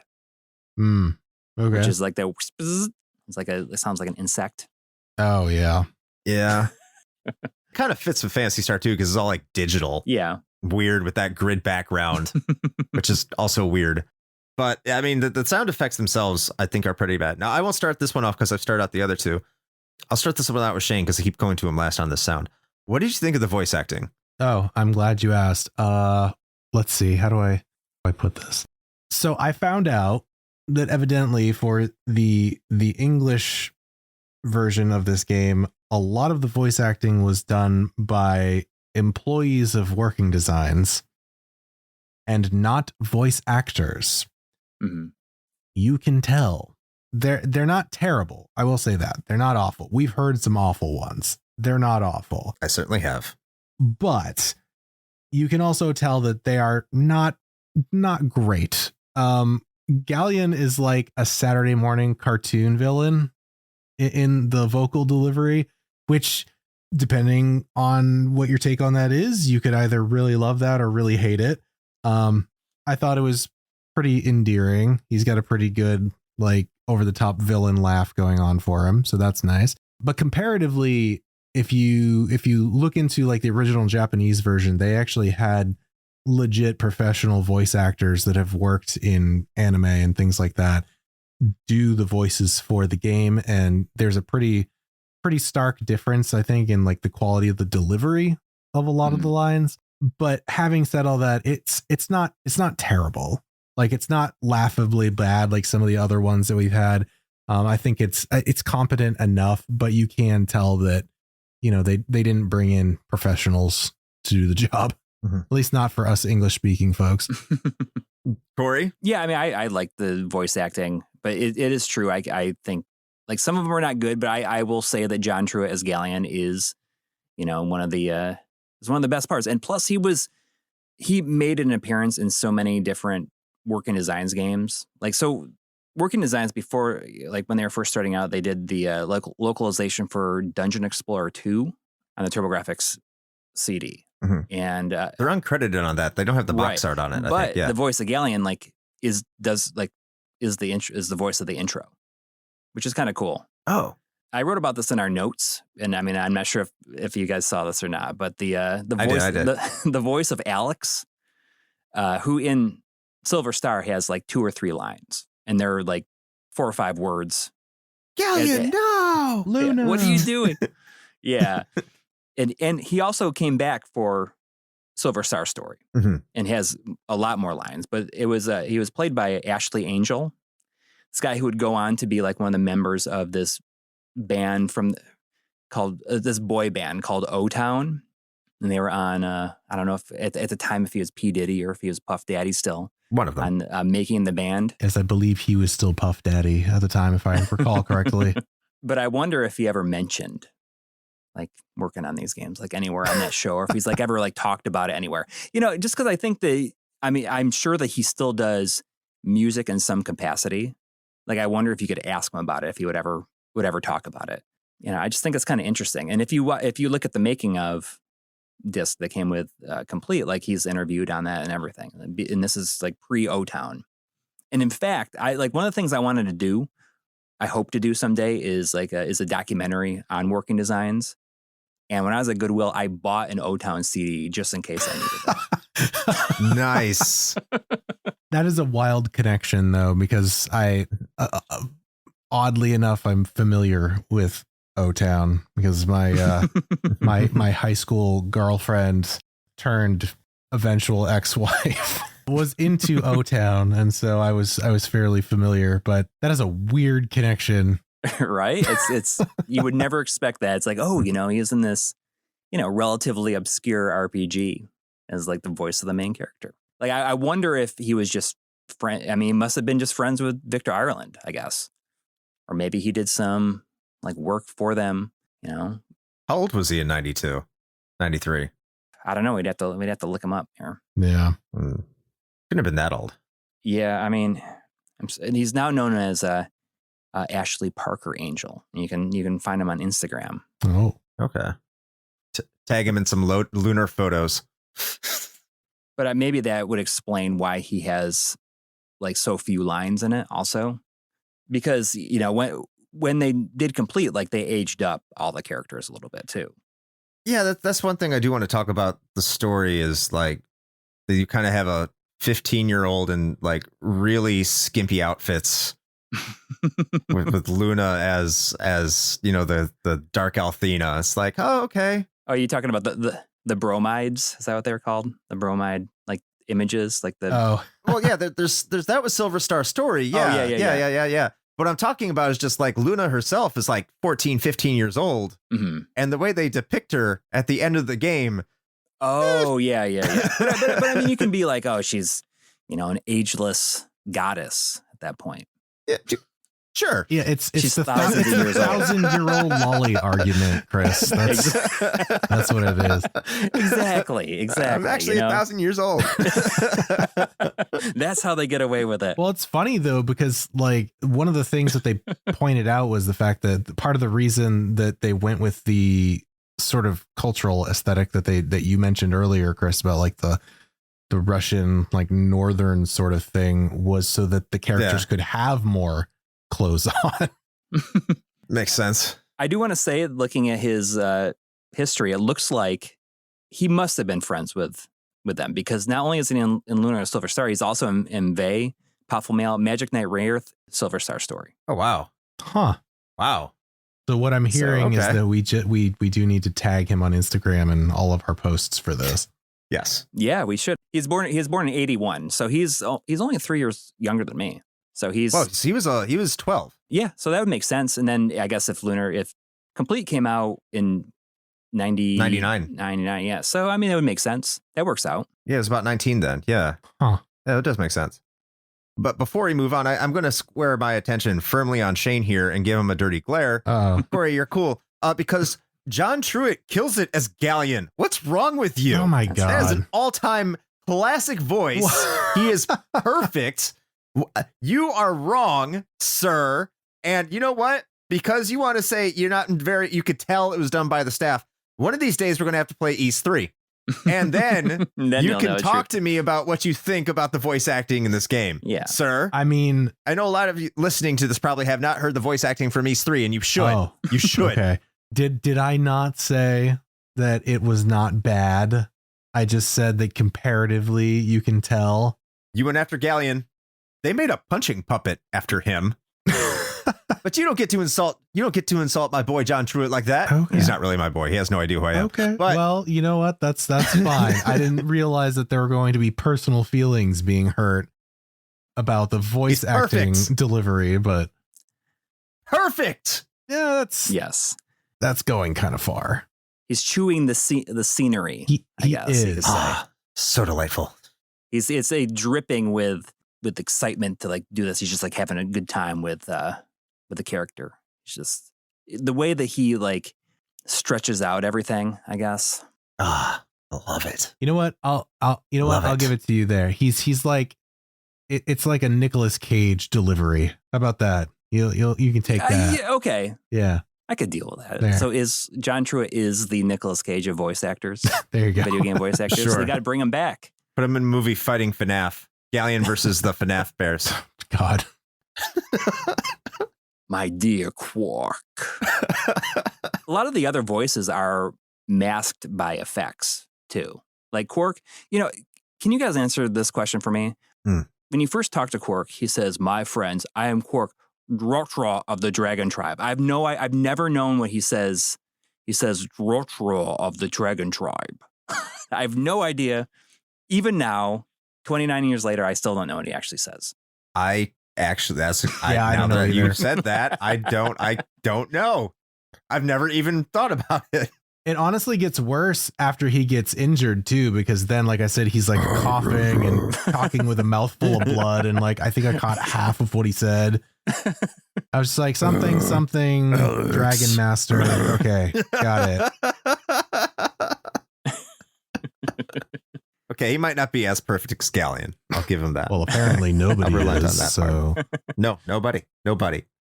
Speaking of imperfect, we're going to move to miscellanea and talk about some things we found. Of course, there's probably much more than what we're about to talk about, but here's some interesting fun facts. Now, I'll start out with this, and when they were in development, apparently a third of the game was cut from Lunar Silver Star. So maybe that explains why Silver Star Story and Silver Star Story Complete, maybe that's why it has it, have so much more additional content, extra characters. Maybe that's why Luna didn't go with you in the original. Who knows? But a third of the original content is projected to go out. And as Corey said earlier, Silver Star Story Complete is about 10 extra hours. Mm-hmm. And so there's all sorts of stuff that you can theorize on what would have been and what would not have been included. Yeah. It doesn't feel like there's anything missing. It doesn't. That's why I think the Tempest thing is a little off. I will say that. Like, just because it's such a short section for 2 characters they seem to want to give some prominence to, and there just wasn't a lot there. So it makes me wonder if there's quite a bit in that area, but we'll never know. That's true. The game includes 15 minutes of spoken audio. And as we already said, the entire OST is Redbook audio you can listen to on your CD player. 15 minutes is a lot for 1993, especially Redbook audio. They really crammed that CD full of that space for that purpose, I would assume. I think the 15 minutes sounds high. It does sound high. That's what I was thinking too. It sounds like a bit. Yeah. But there are 52 tracks on the album. Yes. And that also includes the spoken audio. Yeah. That's quite a bit when you consider, like, what was it when Final Fantasy VII came out? It was like something like 30 or 45 minutes of cinematics, and that was like a huge deal. Yeah. So like, yeah, 15 minutes is a lot of spoken audio for that time. Definitely. Yeah. I would be curious to see if like it actually is 15 minutes. I feel like it's less. It does feel that way. I mean, maybe there's, I don't know. That seems like a lot for what there is, because I can only think of a few bits of spoken dialogue. It's mostly Quark and Galleon and Null. Yeah. Oh, that's true. I mean, we have like the intro and stuff. Yeah. Then the singing can count. That's about true. Yeah. 3 minutes. But yeah, this game had a reprint that had the foil stamping. It was the first foil stamping that Working Designs did. You know, that they would become known for doing that. The Ultra series. Yeah, but the first print run of this does not.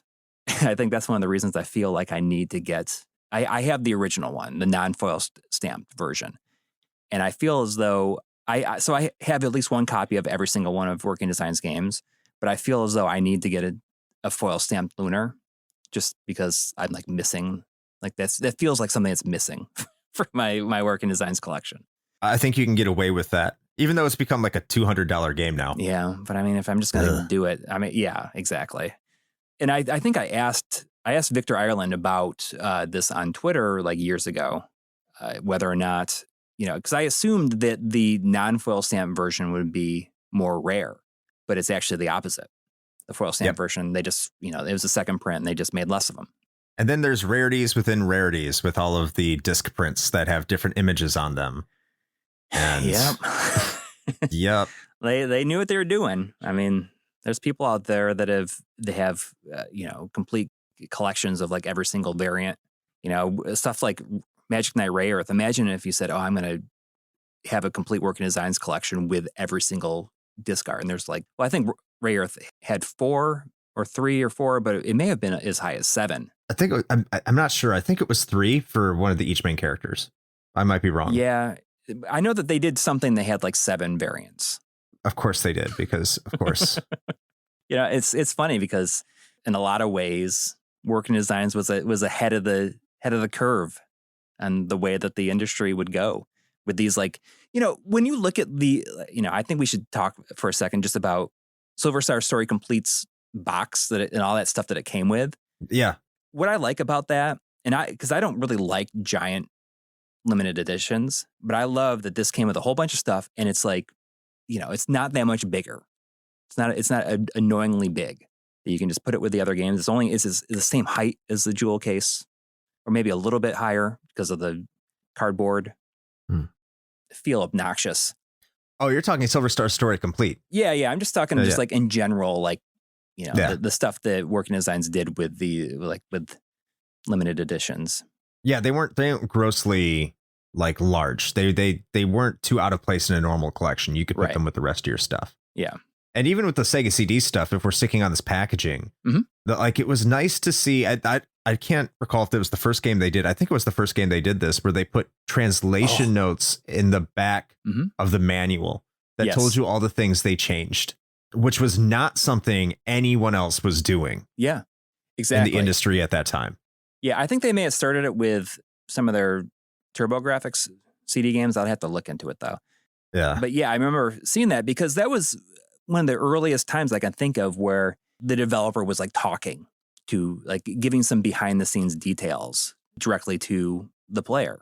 Because it was this big secret that games came from Japan. Like, we all knew they came from Japan, but you were supposed to think that the games you were getting were the exact same way that the games were in Japan. Like, no question. And you know, what is it? What's it called? And the first, like, Working Designs was opening the forbidden door. Yes. And they were saying, here's like, this is reality. This is the things that these games go through when they come over to the States. Mm-hmm. And that was huge for me as a kid, looking at the back of this manual and be like, oh, wow, they fixed it and they made it faster and they added additional audio. And oh, wow, that's crazy. That's awesome. Yeah. You normally were not supposed to know those things. And that was something that Lunar did do for a lot of RPG fans, especially because those were the people that were buying Working Designs games. Yeah. So I guess this brings us to the very end of our episode. And we're going to talk about whether or not we think this game holds up today. As is tradition, again, our guest will have the final word on whether or not they think this game holds up. So we will start with Shane. Shane, do you think this game holds up in 2023? Oh, God, that's right. I'm still saying 2022. Yeah, I should. Yeah. Well, as of the time of recording, it's still 2022. So I'm technically correct, which is the best kind of correct. Yes. Do I think this game still holds up? Well, being somebody that played it for the very first time within the past few weeks / months, yes, it does. It's still a very enjoyable experience. It's a great little JRPG. I think as we've kind of gone on at length here, there's a lot to enjoy.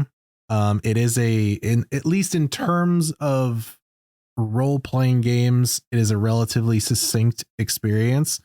It's a nice, fairly compact package at that roughly, 15 to 20 hour mark. And honestly, the only major gripes that I would have about it are just the things that are not exclusive to this game. It's something that's more, just endemic amongst games / RPGs in particular of this era, which is just that lack of information in game, the lack of context for certain things. I think if that was included, which as we kind of discussed was something that came along in the later versions, if that was there, I don't think I'd have really too much to complain about at all, other than maybe an overworld map would have been nice. But but other than that, those are some nice to haves. But as far as the overall experience, yeah, it's a great little package. Like you said, the story's not gonna, it's not groundbreaking. It's not necessarily gonna wow you with anything super unique or new, but it's related in such a competent way that like it really does pull you in. And some of those twists that come along with it are genuinely unexpected and genuinely entertaining. And I think some of the small twists that they have on the usual formula for combat mechanics and things like that, I think do give it sort of a fresh take on the genre, especially at the time.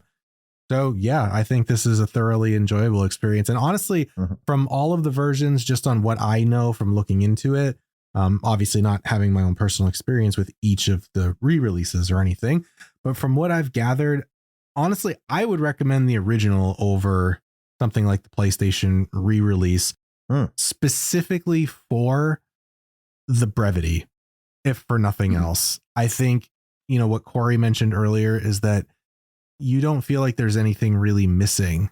I think it's a whole package, and the extra content to me kind of just adds bloat that's maybe not necessarily required to experience this game's story.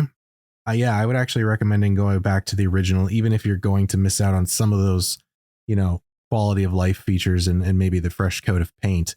I think the actual core experience, I think, is better. Well said. Okay. I think I would echo a lot of the things you said there, Shane, because yes, I do think this game holds up.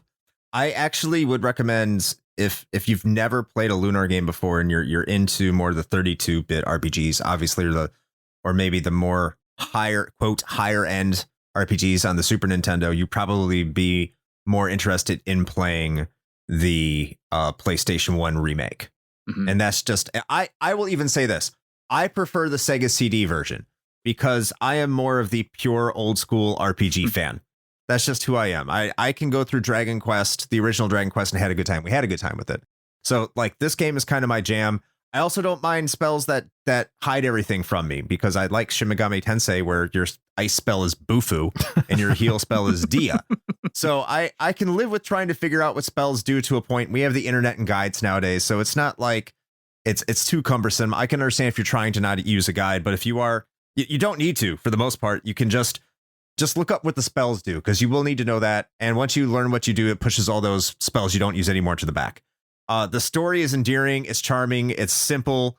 If you stay with it, like it gives you enough reason to stick with the plot, because just the environment and all the NPCs you talk to and the characters are really endearing. I won't say the character development is the best, but that's only if you don't talk to any NPCs, which you can tell a lot of love and care was put into, because that's what the character development is how the NPCs react, how your party members react to the NPCs. And that's always a joy when you see Kyle just be a chauvinistic pig all the time, or Nash be an asshole, or Jessica chiding Kyle, or Mia just being a shy individual. You don't really get that in the main plot. You get that by talking to the NPCs, but that's what makes this game special. It is an old school RPG through and through, 100%. And if you like retro games and you like RPGs, and if you're listening to this show, I think you do, you will like Lunar, the Silver Star, whether it be a remake or the original. Once again, I prefer the original, but depending on the flavor of RPG and the generation of RPG you like, it might be better for you to try the remake first. Yeah. Corey, you have the final word. I mean, I think that it is definitely worth playing it for sure.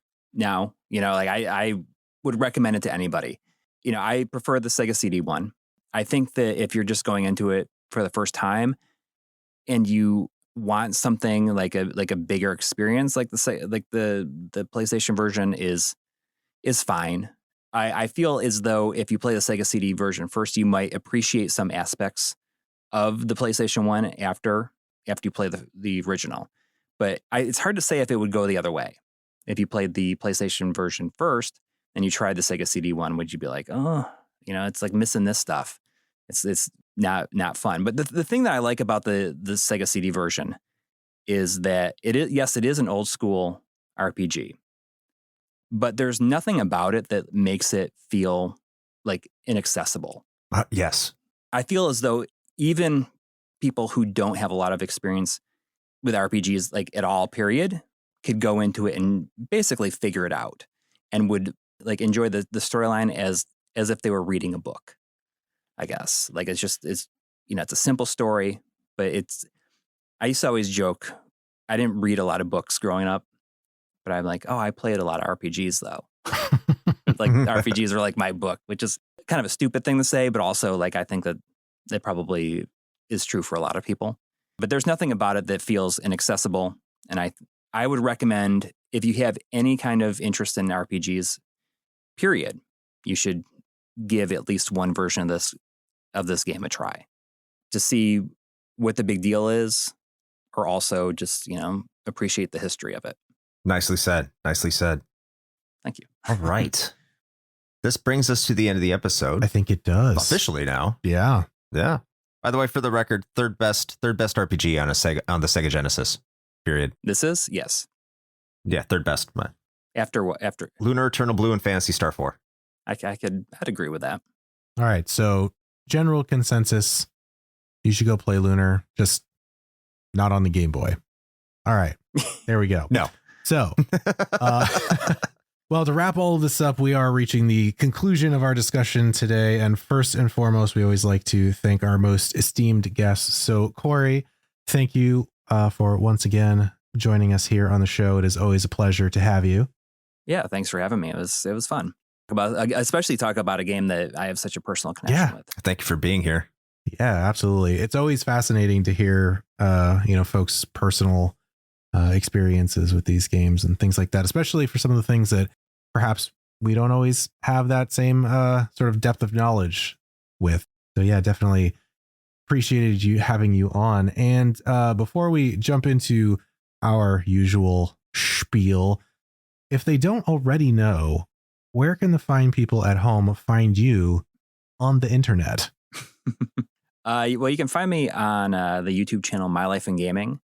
And recently I started doing a podcast with Chris Alamo from Classic Gaming Quarterly that is not about video games. It's basically us just BSing for a while. And then if we run out of things to talk about, we have a bunch of questions we'd like to ask each other, such as like, what are your top 5 favorite breakfast cereals? It's called Here's My Question for You.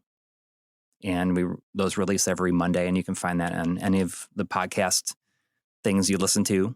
And also, if you are a patron subscriber to My Life in Gaming or Classic Gaming Quarterly, you get video versions of those podcasts every Monday, and those on a YouTube channel called Here's My Question for You. You can also find I see this still amazes me because we got this our Twitter handle or all of our social media stuff that we got. The handle that we got for it still blows me away. You can find us on Twitter or Instagram at Here's My Podcast. Wow. Isn't that That's crazy? Impressive. That it was never taken. It's just like at Here's My Podcast. So it blows me away. That's crazy. Nice. That's about it. Fantastic. Well, you can just sit on that handle if the show ever ends and then just sell it, 10 years from now. Exactly. I could not believe it. Yeah, that's impressive.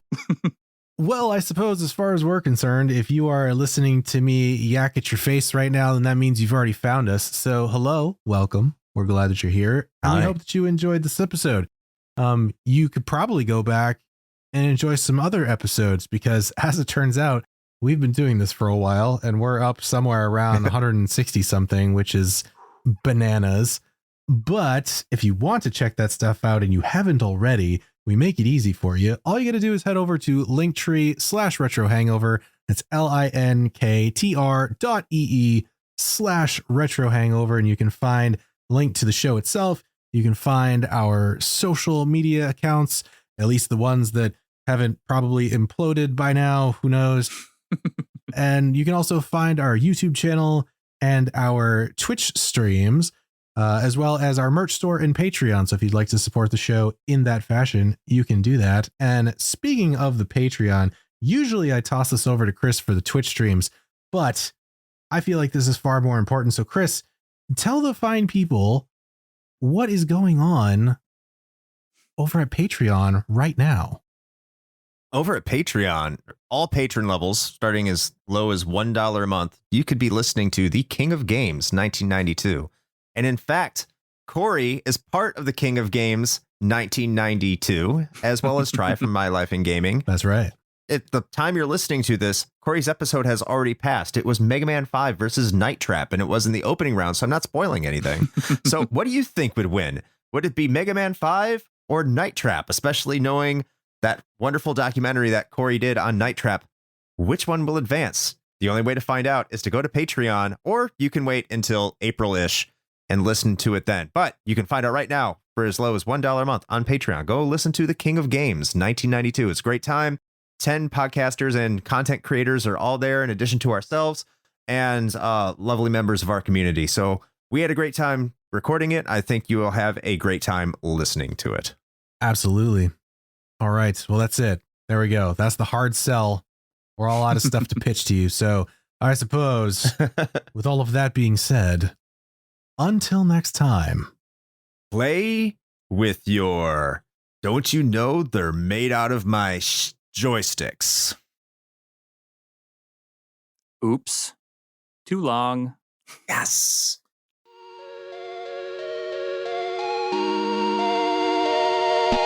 Shane here with a quick message. You know, the one rule Chris and I have always gone by regarding advertisements is this. It has to be something we use and can personally vouch for.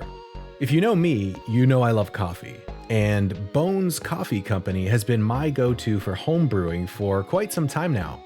Their small batch beans come in an impressive variety of flavors like Mint Invaders from Chocolate Space, or Electric Unicorn, which I swear tastes exactly like Fruity Pebbles.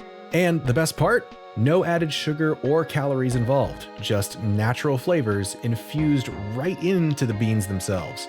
Build your own sample pack of 5 4-ounce bags to find out which flavors speak to you, or jump in head first with full 12-ounce bags. They've even got K-Cups. Step up your homebrew game with Bones Coffee by visiting bit.ly/RHPBones. That's bit.ly/RHPBONES.